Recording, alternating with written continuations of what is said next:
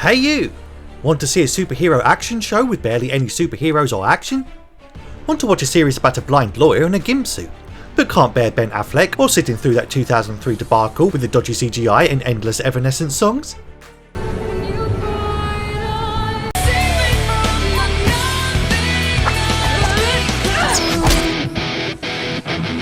No! Or do you just want to enjoy a modern classic of television revived on Disney Plus, but without the depth, coherence and general lack of that Foggy Nelson fella? Well, have I got just the show for you, my friend. For I give you Daredevil, Born Again on Disney Plus. A series so thrilling. It takes 6 full episodes for the titular hero to suit up again and finally get his daredeviling on, whilst the first 2 or 3 episodes centre around a court case that barely has anything to do with the rest of the show, and the remainder of the plot revolves around endless monotonous scenes of the main villain in couples therapy. The show stars Charlie Cox in the lead role of Matt Murdock, a blind Catholic lawyer guy who's full of guilt and sin for doing a bunch of bad things. And probably for being a massive hypocrite, given he's an ex-costumed vigilante who proceeds to out a fellow costumed vigilante in the middle of public court and inevitably gets him killed by the end of the day. No! After the death of his mate Foggy Nelson at the hands of the naughty Bullseye villain from the end of the Netflix show, turns out Matt's given up being a crimson sex skimp what stalks dark alleys looking for rough men to jump and beat with his stiff and solid tool, and is instead trying to live a better life with his new chocolatey girlfriend. But when his baldy arch nemesis with an eating problem, Wilson Fisk, suddenly becomes mayor, Matt soon falls back into the game, to totally stop him abusing public office doing some vague corporate shit, and also from creating a vigilante task force comprised of bent coppers, from terrorising the city and stopping egotistic nutjobs in elaborate costumes, from illegally taking the law into their own hands every night, undermining established order, and just generally thinking that they're above the law. Fair enough. Yeah, I mean, fair enough. I'm a little lost, but fair enough. Also featuring John Bernthal, back as Frank Castle, aka the Punisher, who finally gets his punishing on for about 3 minutes at the end of the last epi, as well as fan favourite Vincent D'Onofrio?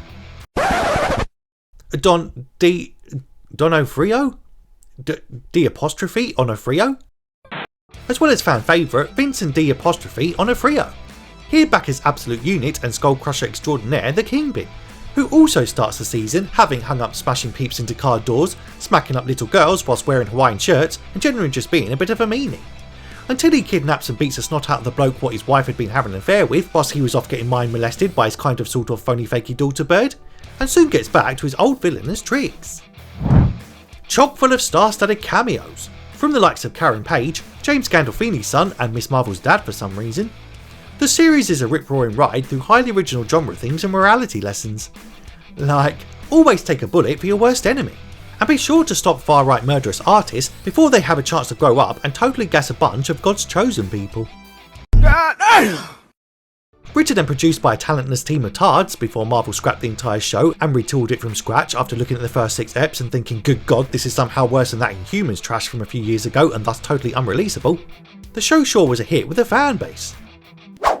Well, mostly the demoralised and broken ones who have been used to so much Disney slop that they think an incoherent and structural mess, which included a whole ass pointless filler episode in a 9-episode season, was totally a masterpiece, just because it didn't feature too much wokeness for once, and didn't totally make a bitch of its lead character, nor feature stunningly diverse lesbo witches cringily singing insufferable songs in feminist flop Disney Plus shows what start with the letter A. The power of one, the power of two, the power of many. Down, down, down the road, down the righteous road. No! Which is sad, because the series does at least attempt to ask deep philosophical questions about human nature. Like, can a man ever really get over the death of his best pal? Or can Frank Castle ever visit someone's gaff without it exploding by the end of it? I guess not! Ultimately, Daredevil's Born Again is a series that reminds me of other such revivals in recent years, such as Heroes Reborn and The Twilight Zone, given it's practically a high-budget fanfic that's clearly caught between wanting to be a fresh reboot but also wanting to cash in on that sweet nostalgia base, and is basically just as inferior to its main parent show as all the others. So what's the verdict? Can I recommend this series?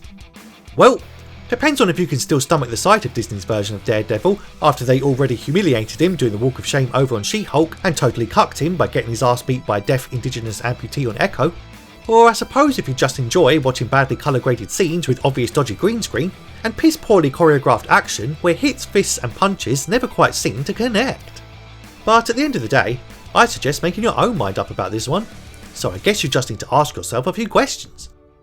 Have you always wondered how a blind man who apparently can't see shit can possibly live alone in the top flat of a high rise, and this is somehow just accepted as normal and not remotely questioned by anyone, not even his girlfriend?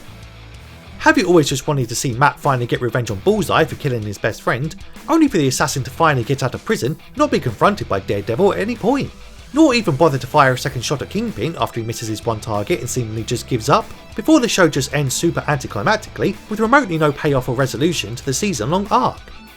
Or have you always just wanted to know what Netflix's version of The Man Without Fear would be like, but if it was made by the MCU Feige team behind such recent successes as the race-baiting budget Avengers show and the one with the awfully animated cringe girl bosses, and also featuring tiresome anti-Trump posturing, completely subverted social morals where ethnic thieves are treated like poor victims of the state and stripped of all agency, and where the main hero constantly screams like a little bitch every 5 minutes.